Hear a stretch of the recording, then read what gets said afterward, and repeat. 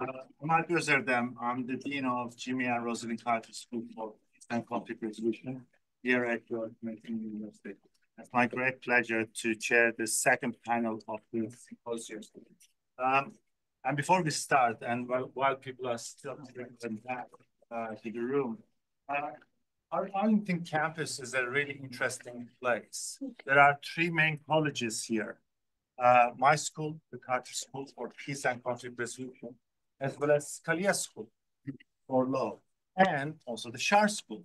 So we are the epitome in a way that we can show that to the world that we can live side by side. And so with that, and considering that you just had panel discussions, and which was really great, I'm going to play a 5-minute game with you, right? Let's kind of shift our focus a little bit and get ready for this panel. Now, can you speak to the person next to you and share the wow moment that you had during the first panel? What was the one thing that you heard which really made you, wow, I didn't think about that, okay? Take no more than 2 minutes. Talk to the person next to you. What if there wasn't necessarily a wow moment I didn't think of that, but there was definitely a moment maybe less a wow when he stated that he agrees.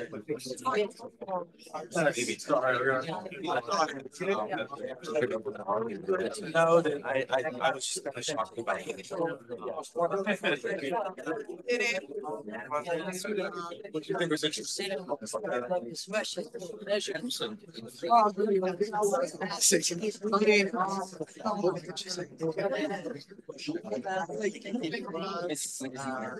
That was my baby.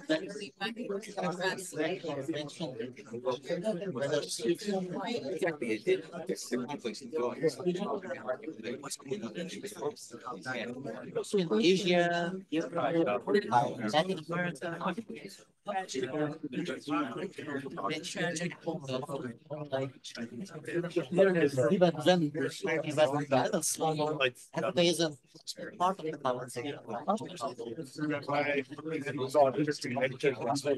you're judging the wrong way.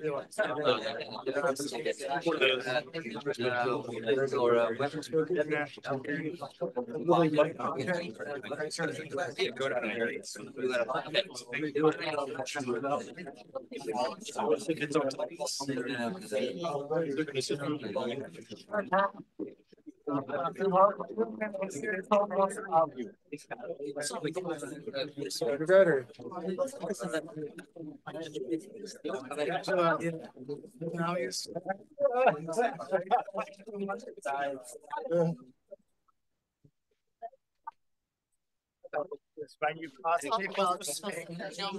The scraper one? exactly what I heard. Yeah, he came in. There we go.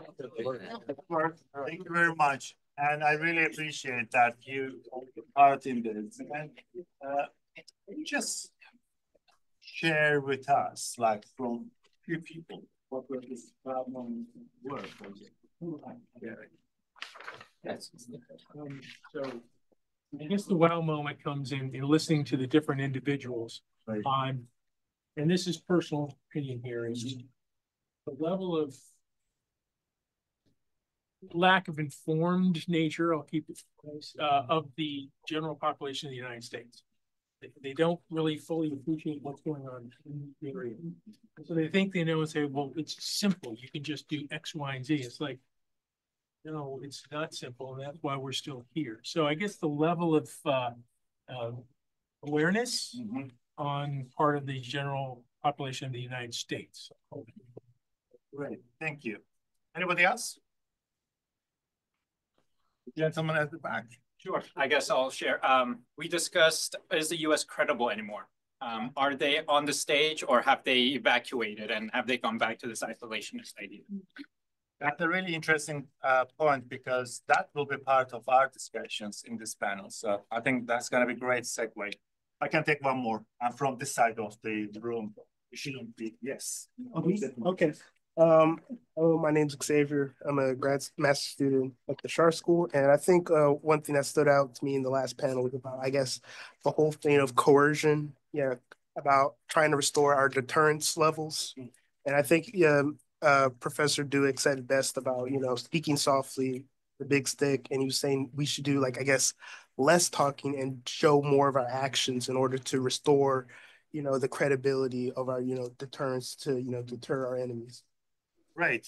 And also action doesn't need to be only in terms of military intervention using weapons. Action could come in different shape and forms. And this is the focus of this panel.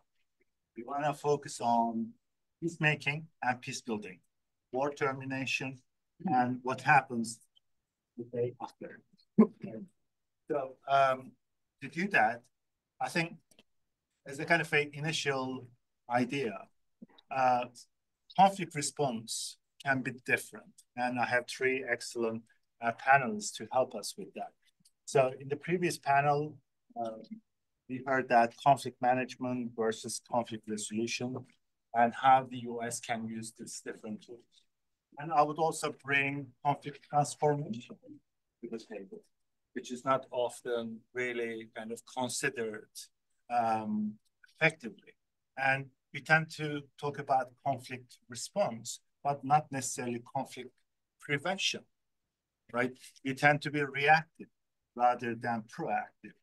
We don't really think about, in different parts of the world and what the US and other members of the international community can do to prevent those conflicts to become violent. So as a scholar of peace and conflict studies, I have no problems with conflict. In fact, conflict in the most generic sense is perfectly fine, right? That really gives us the opportunity for finding middle ground, sort of, it's really the energy for our development, the progress. The problem is when these conflicts become violent, right? And in many debates, in many conferences, I just don't hear enough of that. When we think about the role of the major actors like the US, it really surprises me why we always talk about the US as a military actor. Is that the only toolkit that the US has to use to engage with conflicts globally, right? So some of those issues really what I want to bring to the table. And I want to discuss some of this. And the issue of war termination and the day after reconstruction and peace building. These are really complex issues, as you are going to hear from our panelists. There are not right and wrong answers in a way. They are so contextually based. And considering that we'll be talking about Ukraine and Gaza and Lebanon, this is going to be quite complex in the sense that they are so different contextually, historically, political economy of war, different actors involved in these places. But in that comparability, I think the exciting thing for this panel is that one particular actor that we are talking about, that's the US. And I would very much like to focus the US role in peacemaking and peace building in these environments, right? And in relation to that, I think it would be really interesting to talk about what credibility the US has to talk about peacemaking and peace building in these environments, considering all the previous experiences over the last few decades. I think we need to be honest to ourselves, right? And have the perception and really kind of mirror image, right? When we look at, the foreign policy making and how that is translated in terms of war and peace globally, right? There are some hard questions that we should ask ourselves, right? So that is the overall goal of this. To do that, I have three panelists, one of whom is online. And I want to just do brief introductions. On my far left is I. William Zatman. He's the Distinguished Professor Emeritus of International Organization and Conflict. Besides of the Johns Hopkins University. He's the founding member of the Process of International Negotiation Program at Geneva and Abu Dhabi. And Professor Zadman has a broad portfolio of writing on mediation and negotiation. And in fact, I could say that my field of peace and conflict studies wouldn't exist if the Zadman hadn't written it. But it's a great honor to welcome him to our Our second panelist is Tatiana. She's a visiting professor in practice at the Shar School here. She's chairwoman of the Institute of Legislative Ideas, which is a think tank dedicated to anti-corruption policy, sanctions, and asset recovery. And she has over a decade of experience in legislative drafting, policy analysis, and overseeing major anti-corruption projects in Ukraine. And online, we have Dr. Randa Slim. She's the director of the Conflict Resolution and Track 2 Dialogues program at the Middle East Institute, and a non-resident SAIS fellow. And she's former vice president of the International Institute for Sustained Dialogue. And she's been a senior program advisor at several organizations. So really a distinguished panel we have. And with that in mind, my first question is to Professor Zadman. You have written so much about ripeness and the right time for mediation and negotiation, right? So can we begin with the big picture on how conflicts come to an end? What that ripeness is all about, and how do you see that working, in relation to Ukraine, Gaza, and Lebanon? Well, I'm glad you asked that. And I hope that I don't have to talk very long, because I would expect that what we've talked about across the river and then largely throughout the international relations community has been adopted and discussed here too. So I will talk a little bit about the idea of ripeness.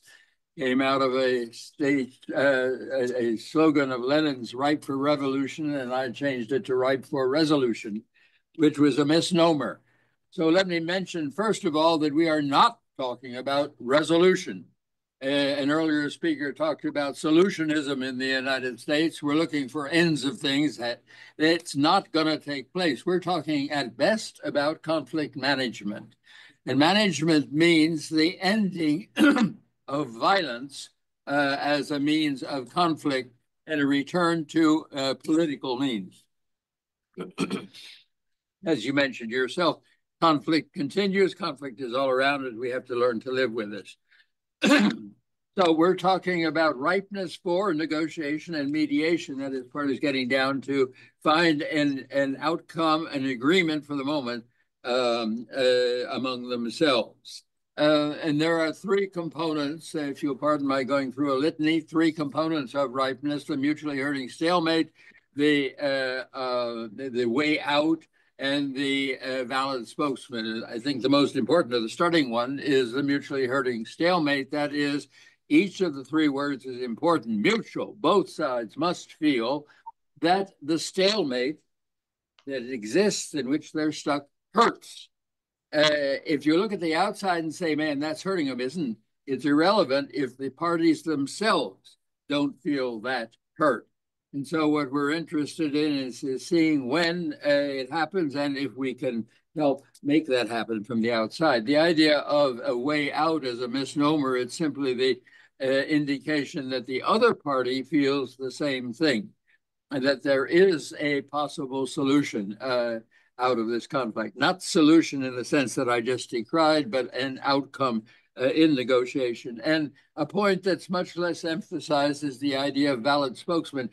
There has to be somebody with authority who can speak for each side. Keep that in mind, because that will be very important as we talk about the two conflicts. When this takes place, but only then we have the possibility of negotiation. We don't predict outcomes. Some people have read it too fast and say that it didn't end in an agreement. We're never saying that it ends in an agreement. We're just saying that parties can begin to look for an agreement together when ripeness occurs. And what they find, we never say either that it has any equality of the parties among them. They may feel hurt in a different way and stalemate in a different way. It's simply they come to some sort of agreement. So just to jump, when we're talking about Ukraine, we might talk about an agreement between a weak Ukraine and a strong Russia, if both of them feel a mutually hurting stalemate. Quickly, there are other kinds of stalemate I might just mention for memoir. There's the S5, the soft, stable, self-serving stalemate, like goes on in Kashmir, for example, where all those elements are present, and I won't develop them, or on Cyprus, for example. Or somebody has just recently developed the notion of the HUTS, the hard, hard, stable, soft-serving stalemate, where war continues, but it's not a mutually hurting stalemate. So there are other kinds of stalemates that can take place, but what we're focusing on is, as we look for some kind of an outcome, is the presence of a mutually hurting stalemate, and how can we get there? If we look for an agreement in a war, I think an element that is basic to this idea of conflict management is the element of ceasefire. That is, I think it goes through several stages. Lowercase ceasefire, they stop firing for a bit. And then major case ceasefire, in which the parties agree not to fire against each other unless the other side fires. And then we come to a truce, and then we finally come to an armistice. So the ceasefire process, then, the conflict management process, is a step process, is never very stable as a result, and is continually broken along the way. So as parties negotiate, they're going to continue to fire to each other. Don't be disturbed by it.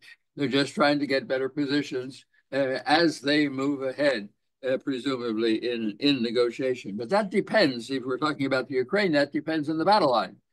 Where is that battle line? And is that battle line the ceasefire line? That's one of the most important elements as in negotiation. Are they going to just simply sit down and talk about where they are?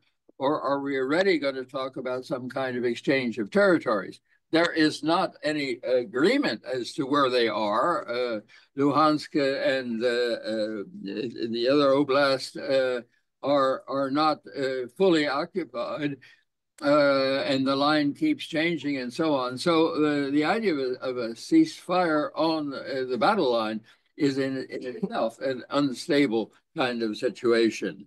Then there's a question of other issues, not resolution issues, but other issues even of management, notably the exchange of populations, the exchange of prisoners, that kind of thing. That's usually the second most important element in working out a conflict management ceasefire.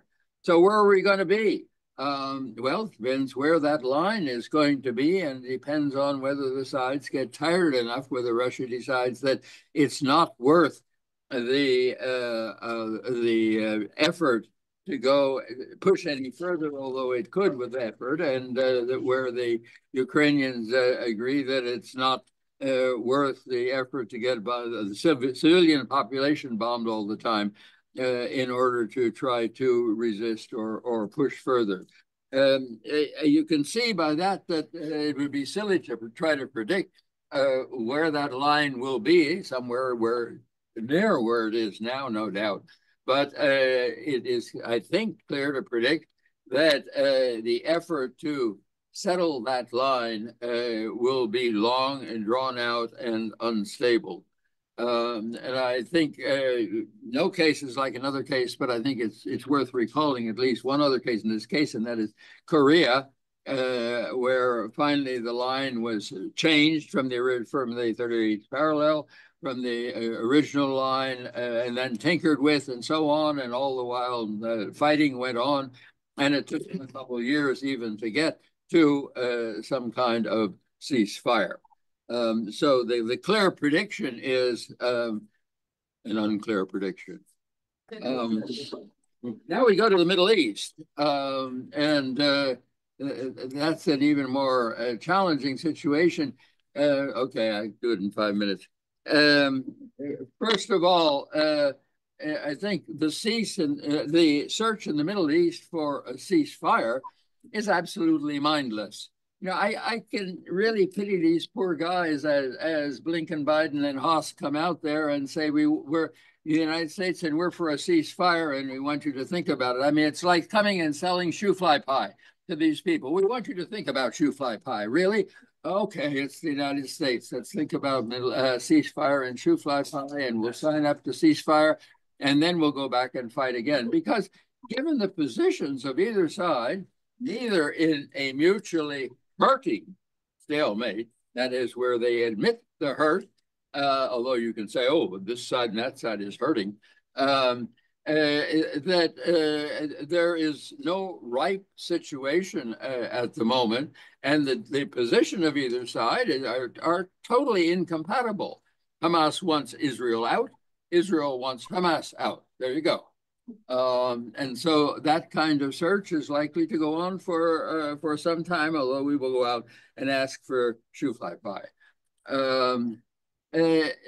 But there are other elements, I think, in that situation as we try to look to the future. It seems to me that Bibi has got himself in a terrible corner in regard to Gaza. He doesn't know what to do with it. He can't occupy it. And he'd have to get rid of all the Gazans. He can't annex it. He can't let it sit there. So you pick one, and we'll argue about it. In addition, unlike the other situations where Israel had a strong position in the June War or the October War, he has nobody to negotiate with. No state to negotiate, no valid spokesman. Therefore, it becomes difficult to have anybody to make an agreement. Hamas has been extraordinarily successful in capturing the notion that it is Palestine. Whereas indeed, there's lots of other Palestinians who are not Hamasans, and there's nobody else to speak. I mean, not Abbas, for God's sake, to speak for Palestine. And there's nobody to negotiate. And on the Israeli side, the person who is to negotiate, certainly a valid spokesman, at least for the moment until he's kicked out, won't negotiate. This makes an unripe situation. I think it's also worth considering looking at outcomes. Many of us, good-hearted souls with lots of optimism and knowledge and realism, have argued for a two-state solution. And we've seen that the Middle East situation is one in which there is a clear solution and no way to get there. The number of conflicts are often like that, but this one is a particularly strong one. And I must say, I was wrong, or I haven't been wrong, but I'm wrong now. I don't think there's any clear state solution, a two-state solution, because there's nobody to speak for the two states, for the other state, indeed. And there is no possibility in the current level of conflict where they can talk to each other. Then I thought at sometimes, I thought in the recent past, you know, the way things are going, Israel may be in an extraordinarily difficult situation, a situation that may lead to its disappearance. Think about that. I think if the world opinion and states riding on the world opinion turn against it, it can be in danger. Then I've looked on the other side and I said, no, and look on Bibi's notion, and that is that there are no two states. The West Bank is part of Eretz Israel, and Gaza we've just dealt with. So there's a one-state solution, but that requires ethnic cleansing.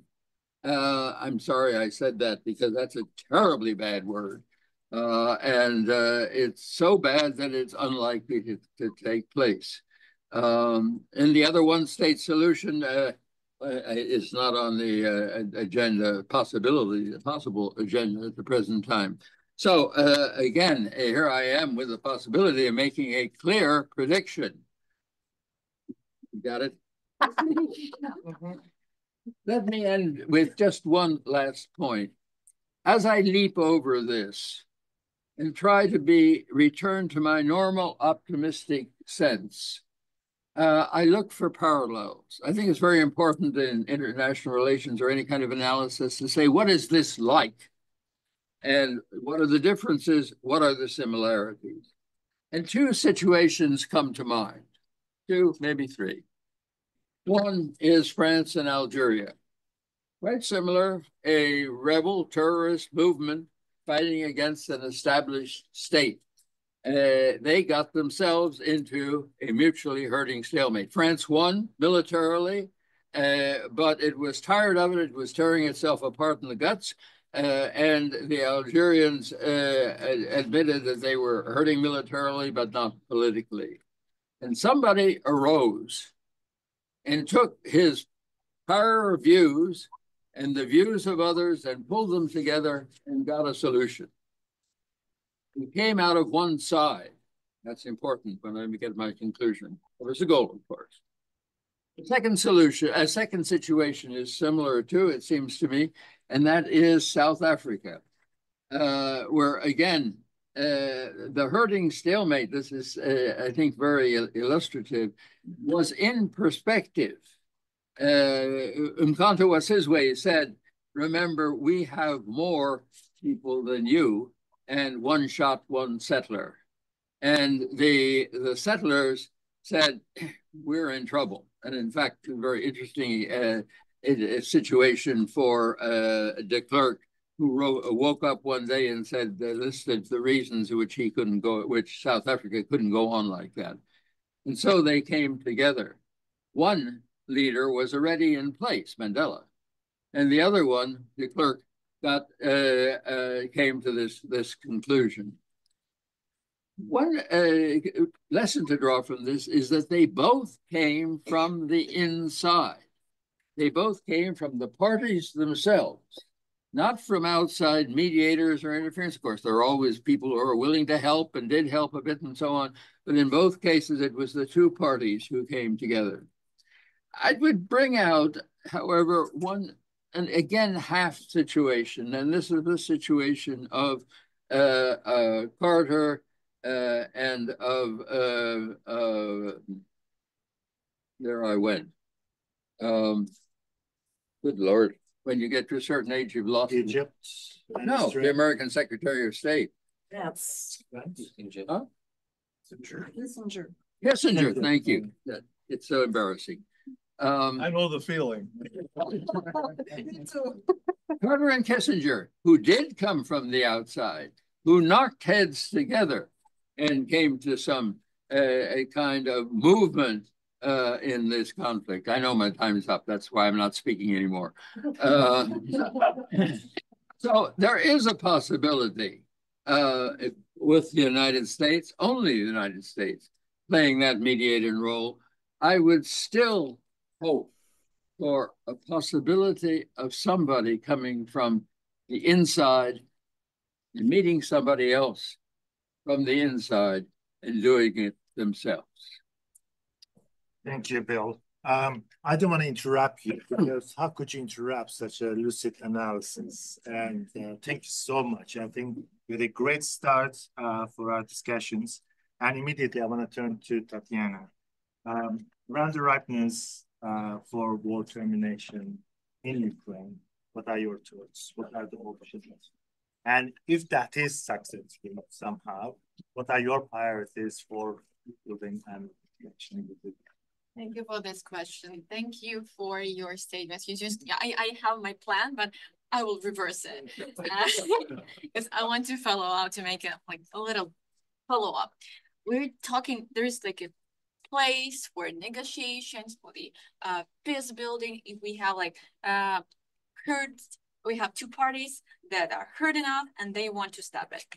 But let's go a little bit down the reality. What is going on right now in Ukraine and in Russia?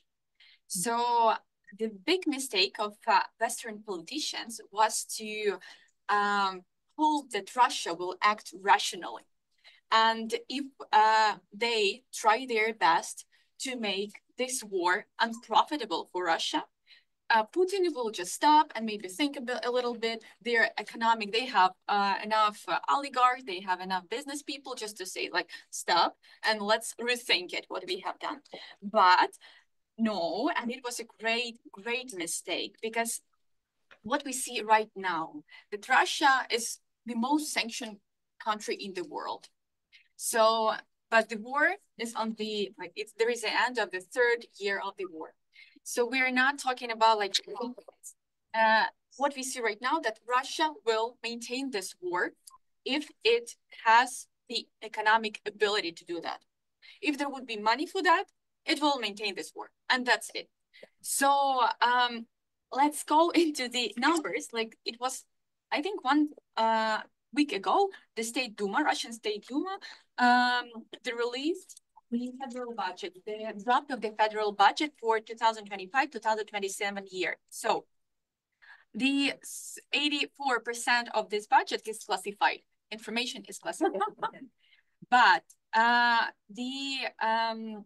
is a record-breaking expenditures for the maintenance of the army in Russian history at all. So the next year, they're going to spend more than 140 billions only for army. So what we can just see out of this. So they are not thinking about ending the war. So they're not thinking about potential negotiations. Let's be honest. They have the priority on the battlefield right now. So who is responsible for, are they hurt enough? No, they're not hurt enough. So who is the victim who hurt enough? Of course, Ukraine, because there is a peace summits and all these meetings and all of these great conferences around Ukraine and peace building and all that. But what's the result? There is no result of that because Ukraine is not the party that can influence in another place than in a battlefield on the negotiation process. If Russia wants to stop the war, it will be stopped.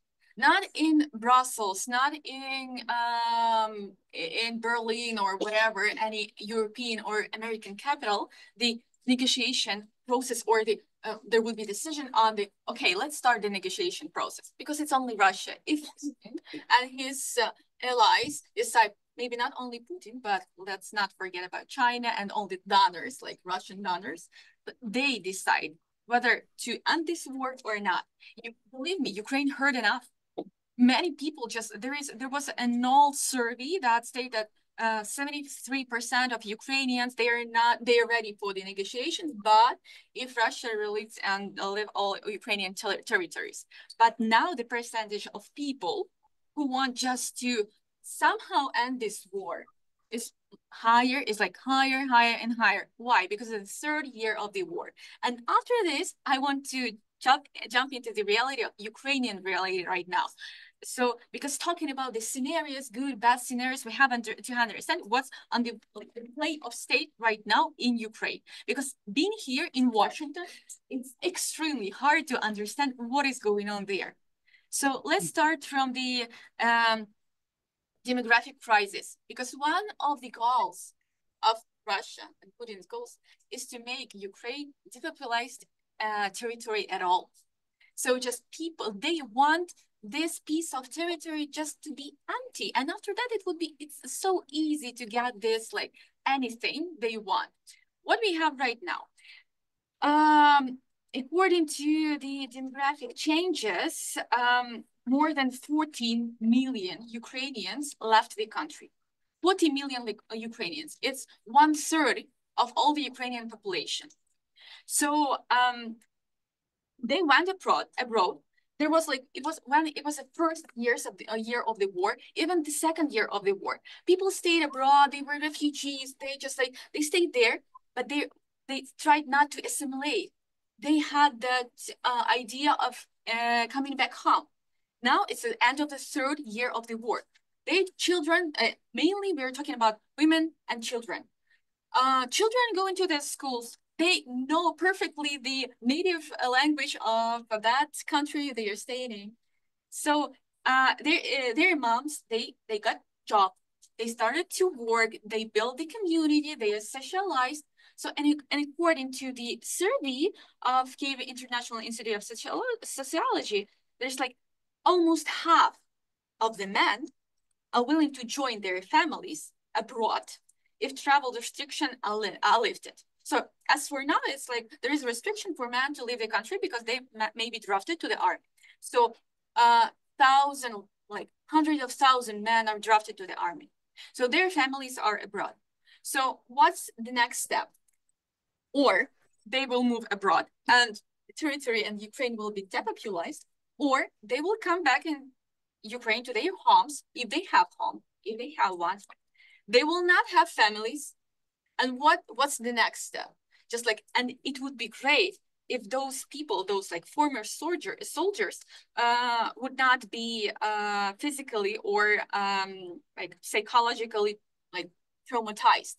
Because according to that data that we have right now, it's like we expect that maybe 20 to 30% of all the Ukrainian men, soldiers, will be traumatized, like, and all those veterans, they will come back home in Ukraine, but forget about all this veteran supporting here in US. We don't have it in Ukraine. According to another data, only 2% of needed number of psychologists work with the military personnel. 2% out of all that we need right now. So we'll have and we'll deal with a big problem, to be honest. So, and we have to admit it. So what is, and let's talk, and I didn't start talking about the infrastructure damages. According to the latest data, and it's very formal data, $500 billion Ukraine will need for the infrastructure rebuild and for the reconstruction at all, infrastructure reconstruction.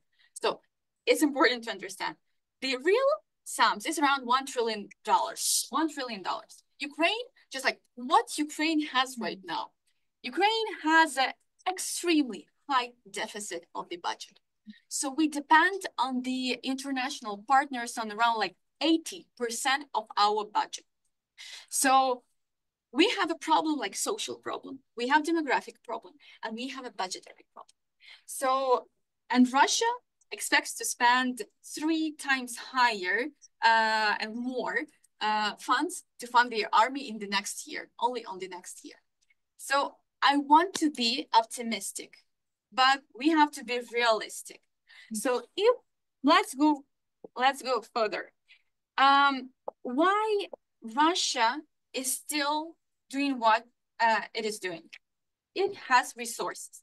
According to another data, so European countries, not only European countries, but China, India, 5 minutes, okay.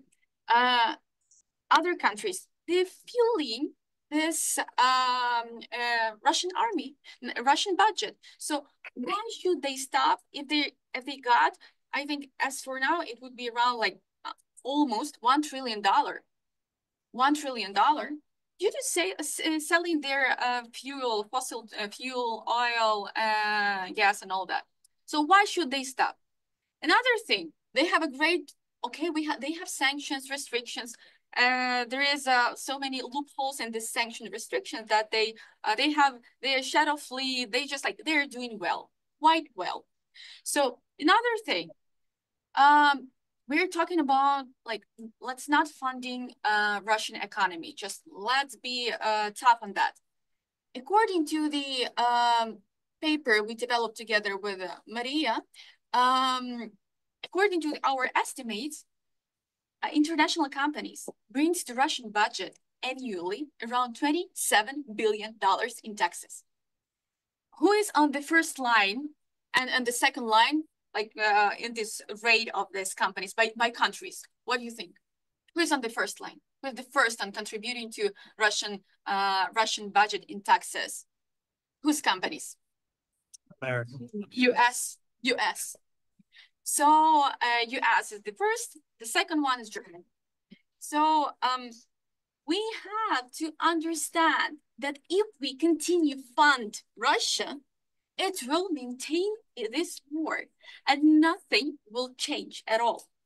Another thing we have to admit that there is not only Russia. Russia openly says that it's in the war not with Ukraine, but with Western countries.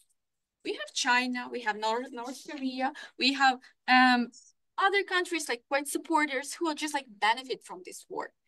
And US talking about the potential scenarios, and it's really terrifying to sit here and to understand that US does not have a scenario.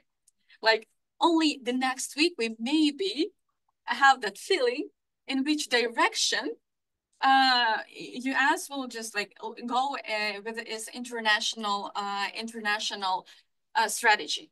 Ukraine, as to be honest, I hate to say that, but Ukraine is an object in all this situation. And we have just to look at that. And after that, sometimes hear that, or you're begging for support. Oh, guys, we are not begging because we are begging for our lives. So in this case, I don't have time to show you that war in Ukraine, it's not only about Ukraine.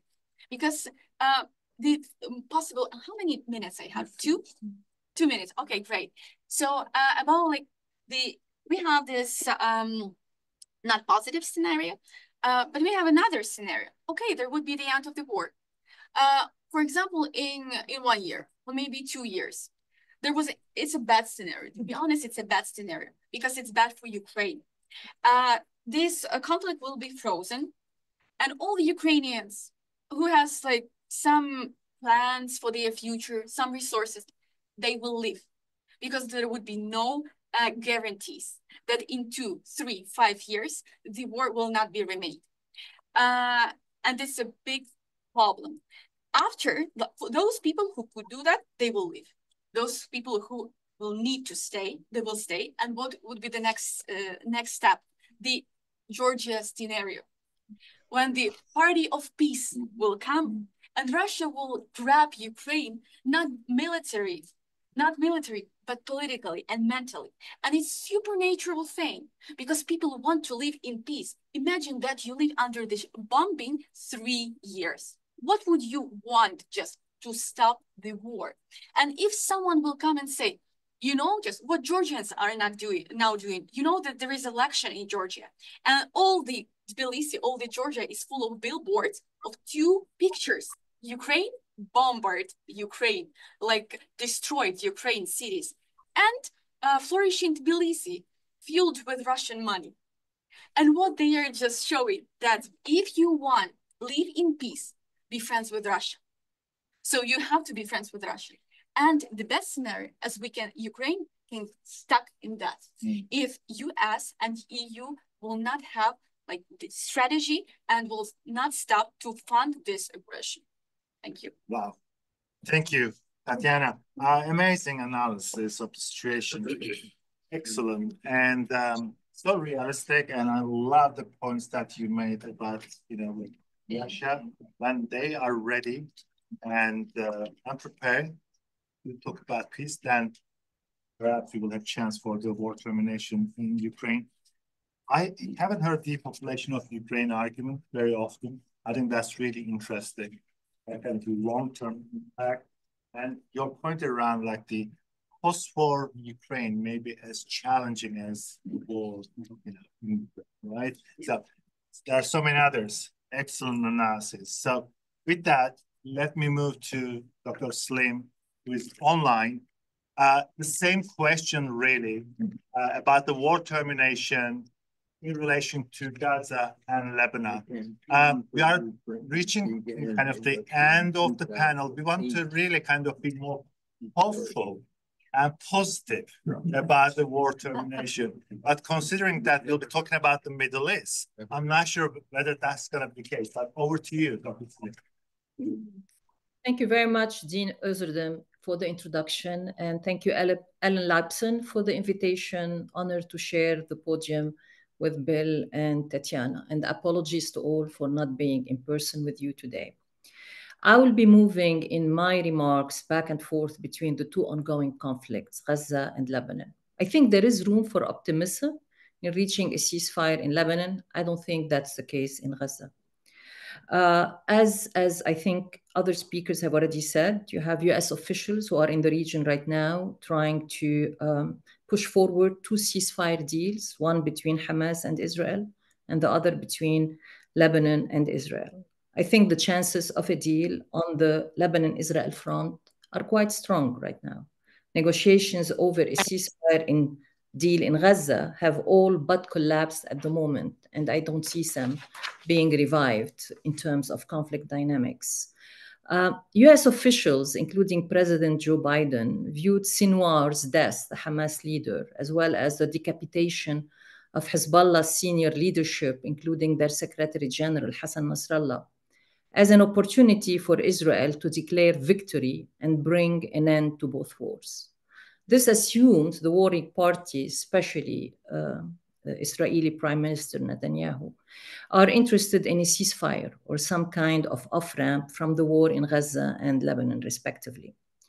In the case of Israel's war in Gaza, it's clear so far throughout the conflict, especially since November, when the last interim ceasefire deal was accomplished. It's clear from Mr. Netanyahu's statements that he doesn't see Mr. Sinwar's death as that inflection point, that Israel will continue fighting Hamas, including statement he made this morning. And he has not shown flexibility that could enable a ceasefire and hostage release deal. Throughout 2024, US officials engaged, in my opinion, in over-optimism regarding a possible deal in Gaza. This has mostly having to do with our own domestic politics and electoral timetable. But in my opinion, based on conversation with regional mediator, it has really this over-optimism, especially public statements by US officials, have damaged at times chances for a deal by hardening the warring parties' position regarding a deal. In Israel, Prime Minister Netanyahu feels he is on a winning streak after the tactical successes Israel has achieved against Hamas and Hezbollah leadership. He has seen latest uptick in his public opinion polling, and most likely then will not change his political calculus. Having fully adopted the mantle of a war prime minister, he seems intent to pursue his mission of changing, quote, the strategic reality in the Middle East, end of quote. The problem in both situations, conflict situation, is not like we don't have a framework for a deal. There are reference points for a negotiated deal in both cases. In Gaza, it's a plan laid out on May 31 by President Joe Biden and has been endorsed by many countries, including Arab countries. In Lebanon, it is the United Nations Security Council Resolution 1701, which was passed in 2006 to end another Israel-Lebanon war. So what have been the complicating factors in preventing a deal from taking place? I think the first one, which is the big heading, is the conflict dynamics. Main problem today with efforts to end Israel's war on Gaza and Lebanon is that neither can Israel achieve an outright total victory militarily, nor are Hamas in Gaza and Hezbollah in Lebanon willing to surrender to Israel's condition and declare defeat. Let me quote here something that Ambassador Ryan Crocker said recently. He said, it doesn't matter how you define you as a warring party, you define defeat. It's what matters is in the minds of your opponent. If he doesn't think he is defeated, then there's no defeat. And I don't see Hezbollah and Hamas today, despite the claim of victory by Israel, seeing themselves as being on the defeated side. They are engaging in an existential fight whose objective is to deny Israeli officials their war aims and force them to sustain cumulative losses, both in human lives and economic consequences. In Gaza, this is a recipe for a never-ending insurgency against what some senior Israeli ministers are already alluding to, a reoccupation of Gaza and the construction of settlements there. In Lebanon, recent statements by the Israeli Prime Minister seem to indicate an expansion of Israeli objectives in the war on Lebanon, from disarming and Hezbollah, from removing Hezbollah's weapons and Hezbollah's forces from the border, 30-kilometer zone between the Blue Line, the unofficial border between Lebanon and Israel, and the Latana River, per Security Council Resolution 1701, to hearing him talk about changing the political order in Lebanon and disarming Hezbollah altogether. I don't think he learned the mistake of the 1982 invasion of Lebanon. That was, at the time, the objective was to remove the PLO from the south. Fine, that was achieved. They were put on a boat to Tunisia. In this case, Hezbollah is a Shiite political party, is a Shiite Lebanese militant organization. They cannot be put on a boat to Tunisia or to Iran or, I don't know, to Iraq or anywhere where they are welcome.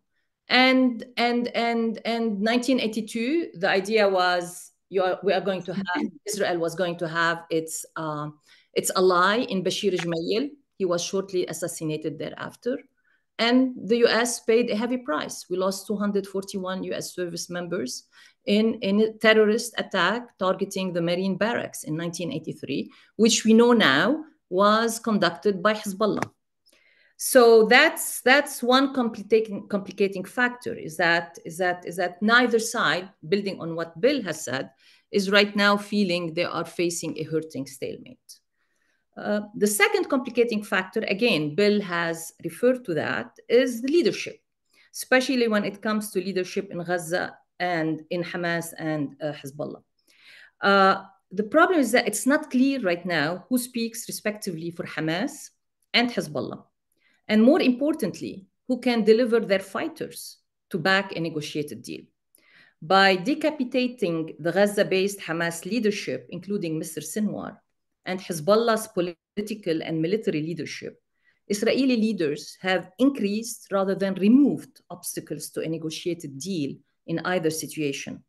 Hezbollah Shura Council has just elected a new Secretary General, Sheikh Naim Qasim.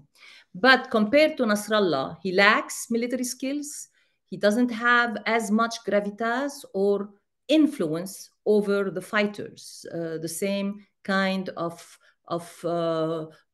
control of the command structure that Nasrallah enjoyed. And it's going to take him some time to get to that role if he's allowed, to survive, because we have already heard Israeli military officials saying he's not going to survive for long. The decision-making process inside each organization has become decentralized and the chain of command disrupted, likely giving rise to multiple competing leadership nodes in both of them, making the process of reaching a final decision on a deal more complicated and more time-consuming. The third element, or the third set of obstacles, are complexities that are inherent in the negotiation process and the tripartite mediation process taking place on Gaza front, led by US, Egypt, and Qatar, and on the Lebanon front, led by US alone. I mean, if we take the Gaza conflict itself, just the Gaza situation, if we look at it, there are 5 concurrent different negotiation tracks that are proceeding simultaneously. There is a principal one, which is the indirect negotiation between Israel and Hamas, that is mediated by a tripartite team involving the US, Egypt, and Qatar. But there are also 4 other significant negotiation tracks that feed into this principal track and are affected by developments on the ground inside Gaza, inside Israel, regionally, and in the US. And let me quickly mention these other tracks. There is the intra-Israeli track that is led by a prime minister whose main agenda is political survival and views every deal primarily through that lens. There is the intra-Hamas negotiations between the Doha-based external wing and the Gaza-based internal wing of Hamas, and both of which are interested in their political and physical survival and view any deal through that lens as well. There is the Qatar-Egypt, on one hand, Hamas track, with Qatar maintaining the outreach to Hamas Doha-based leadership and Egypt, primarily Egyptian military intelligence, to the Gaza-based leadership. Both Qatar and Egypt want to get to a ceasefire as soon as possible, with Egypt being more concerned about the immediate implication of a protracted fight to its own security. There is also the Israeli-US negotiation track that is influenced by domestic dynamics on both sides and that are not necessarily related to the conflict itself. And finally, there is the Arab-US negotiation track that is focused on shaping conditions and incentives for a negotiation process between Israelis and Palestinians toward the implementation of the two-state solution. In the case of Lebanon, you have 5 other tracks that are right now proceeding. You have the negotiation, indirect negotiation between Lebanon and Israel. And when I say Lebanon, I really also mean Lebanon, Hezbollah, Lebanon government and Lebanese government and Hezbollah. There is the US-Israel negotiation. We have 2 US officials today in Tel Aviv negotiating a draft deal that has been leaked to the press. There is the Iran-Hezbollah. The Iranian envoy to Western Asia is literally camped in Beirut, and he is involved in a lot of these negotiations. And then there is the Iran-France negotiations, because France is trying to play that kind of a role in terms of getting Iran on the table. So all these negotiation tracks, as part of this ongoing mediation, are operating simultaneously amidst a volatile conflict situation, both in Gaza and the region, especially with the escalation in the Iran-Israel long-standing rivalry, making the job of achieving a deal all the more difficult, given these different actors' multiple agendas that are involved in the process. Let me end with a quick note about the Israel-Lebanon conflict. Contrary to Israeli proclamation at the beginning of the Israeli invasion of Lebanon earlier this month, the war is neither limited geographically nor in its objective. Death toll has exceeded 2,000, well beyond that of the 2006 Lebanon-Israel war.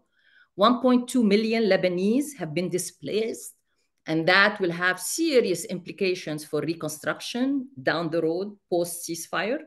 And I mean, for rebuilding people's life. You have communities in southern Lebanon, in East Lebanon that have been torn asunder, villages that have been totally booby-trapped and destroyed. And along with them, the social fabric has been, totally torn asunder. So Israeli strikes have been targeting every part of Lebanon, including its capital, Beirut, and the destruction to date exceeds that of 2006 and 1982 combined, which will make reconstruction even more difficult, especially given the already dire economic conditions Lebanon has been under since 2019. As I said, a draft agreement was leaked yesterday. The White House has not denied this agreement. Some US officials are saying it's not too close to it. They did not deny it, but some officials who are involved in this process saying it's not relevant. So, I mean, take it as you hear it. I mean, as I said, it centers around UNSCR 1701. Since 2006, when this resolution was passed, the problem has not been with the resolution, but with its implementation. The one achievement in the last 18 years has been cessation of hostilities. There was a relatively calm status quo on the Lebanon-Israel border for the last 18 years. Unlike 2006, when Israel pushed for the resolution as a face-saving exit from a stalemated war at the time, today the Israeli government is in no rush, while we have on the Hezbollah side and the Iranian side a desire to reach a ceasefire. Both sides have accused each other of not implementing 1701 in the last 18 years. Hence, going forward, the challenge is how to ensure implementation and monitoring implementation. In the draft deal, again, that has been leaked, there is a proposal to establish an international independent monitoring and enforcement mechanism led by the United States with the participation of different countries that are parts of the UNIFIL, the United Nations Interim Force for Lebanon, that has been now in Lebanon since 1978. So, and they are also, in addition to the implementation of the terms of 1701, this deal calls for additional commitments that are being negotiated between Israel and Lebanon. Sorry for interruption. Can I just ask you to wrap up with one yes, sentence, please? last sentence. There are three concerns for me about the potential of getting to a deal. One is Israeli overreach. Two is Lebanese opposition overreach. And third is Hezbollah overreach. And by that, I mean by Israeli overreach, again, I refer to that.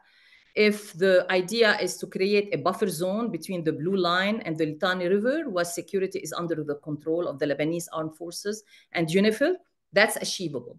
Whereas calling for the total disarmament of Hezbollah in all of Lebanon, it is an unachievable objective in the current conditions. Second overreach. Okay. Okay. Honestly, less than 10 minutes left. I'll stop. Much appreciated. And so I'm not going to use the valuable time by summarizing the points from the panelists.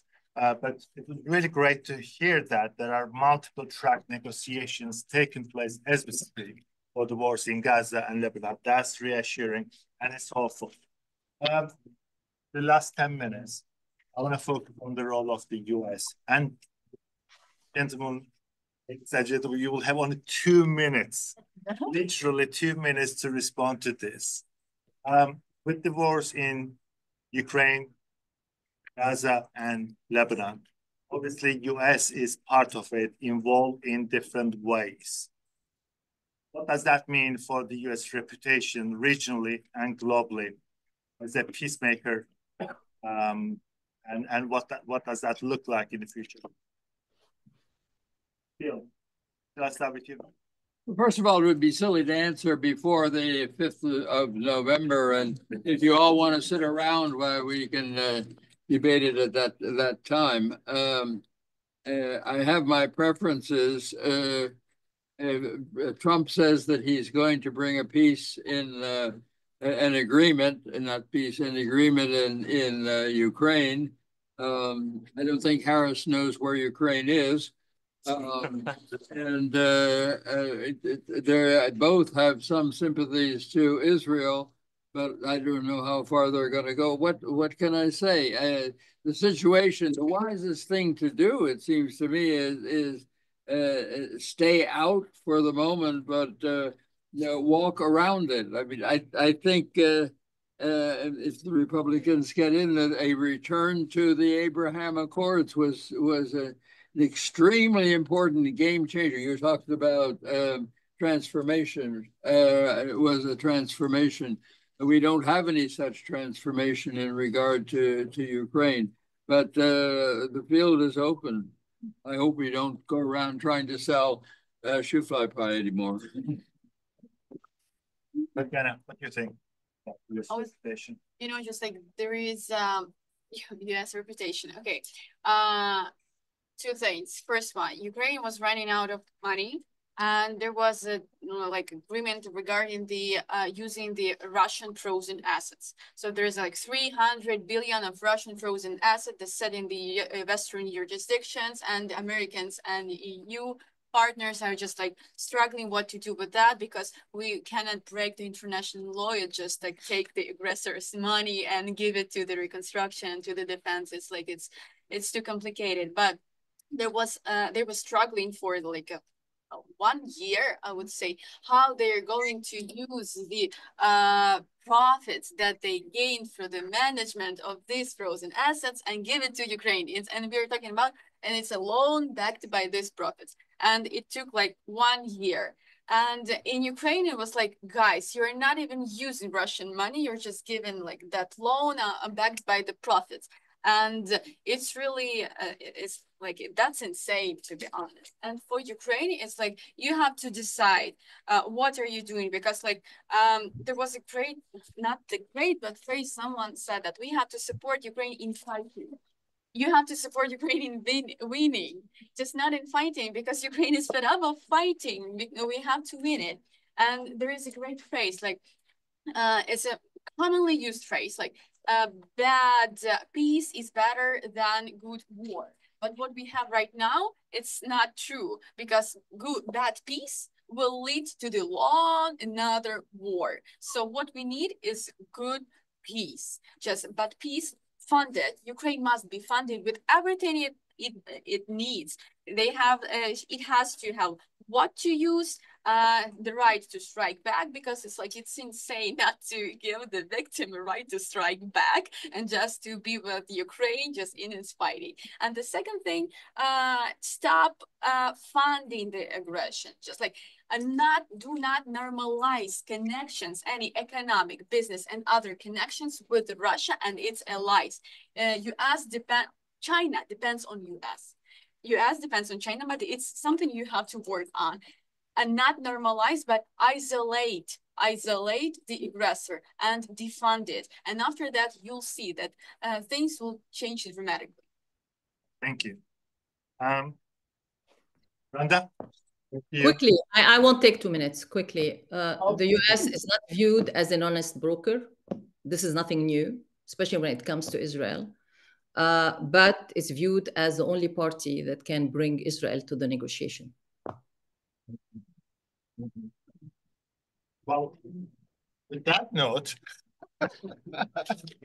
and Ellen asked us to have that 2 to 5 year outlook, right? What might be coming. What we just heard from our panelists is that when it comes to war termination, the future seems quite bleak. And great that there are so many multi-track negotiations taking place in the Middle East. But what we heard from Tatiana around Ukraine, and the agency of Ukraine to be a party in negotiations or the whole decision, I mean, that was just so striking, right? The war is taking place in Ukraine, but Ukraine is really not part of that overall Islam war, the framework, isn't it? And this is, I think, really questions the entire idea of like blackness and what that would look like, right? We need to have a kind of a revisit to the whole idea. We didn't talk about peace building at all. And that's also really interesting, considering that, I mean, just like I'm a, professor of peace building, and that was the subject I want to talk about. But where we are with this wars right now, what's happening, on the ground, it seems very distant kind of possibility. However, as Bill pointed out, we have seen this in other places. This is not the first time that we are facing this kind of aggression, war, violence. You always need to think about peacemaking and peace building, even during the violent conflict. And that's the only way that we can actually have the right frame of mind.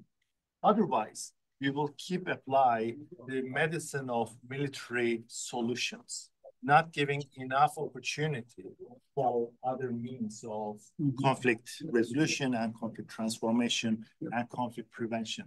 This is not about wearing your sandals, hugging trees, and being kind of like a peace worker.